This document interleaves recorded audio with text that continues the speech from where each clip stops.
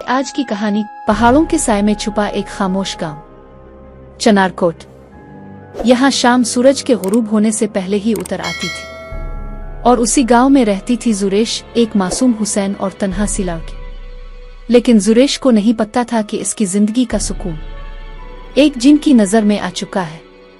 जुरेश को शाम के वक्त जंगल में एक पुराना दरख्त बहुत पसंद था। वो वहां जाकर किताबें पढ़ा करती। मगर एक दिन इसने महसूस किया जैसे कोई इसे घोर रहा है। वो पलटी पर वहां कोई नहीं था, बस जमीन पर जले हुए कोयलों जैसे निशान और फिजा में जलने की बो। उसी रात जुरेश ने एक ख्वाब देखा। एक सियाह साया इसके बिल्कुल करीब आया और धीमी मगर भारी आवाज में बोला, तुमने मेरी आंखों में झांका है, अब तुम मेरी हो। अगर मुझसे बिछली तो हर रात मरेगी। जुरेश चीख कर जागी, पसीना, खौफ और कमरे में वही जलन की बो। अगले दिन से सब कुछ बदलने लगा। जुरेश चुप हो गई, इसकी आंखें सुर्ख रहने लगे और रात को इसकी खिड़की खुद ब खुद खिलने लगी।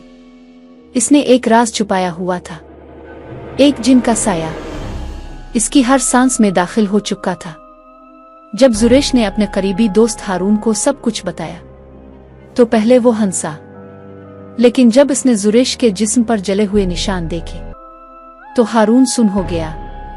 वो जुरेश को मौलवी साहिब के पास ले गया।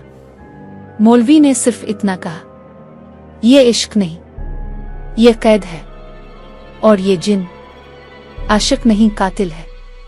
उसी रात जुरेश पर पहला हमला हुआ। वो दीवारों से टकरा रही थी, आंखों से खून निकल रहा था और वो कह रही थी, इसने कहा था हर रात मरेगी, हर रात मरेगी।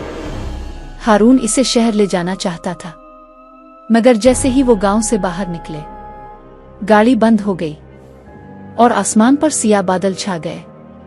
हुआ में वही आवाज गूंजी, कहा था ना, दूर ना ले जाना।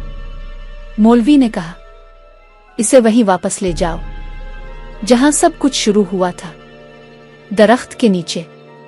मुआफी मांगो वरना वो मरती रहेगी।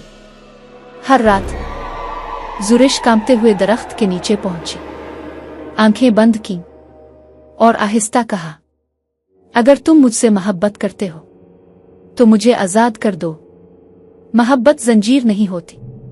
उसी लम्हे दरख्त लरज उठा, रोशनी चमकी और सब कुछ खत्म हो गया।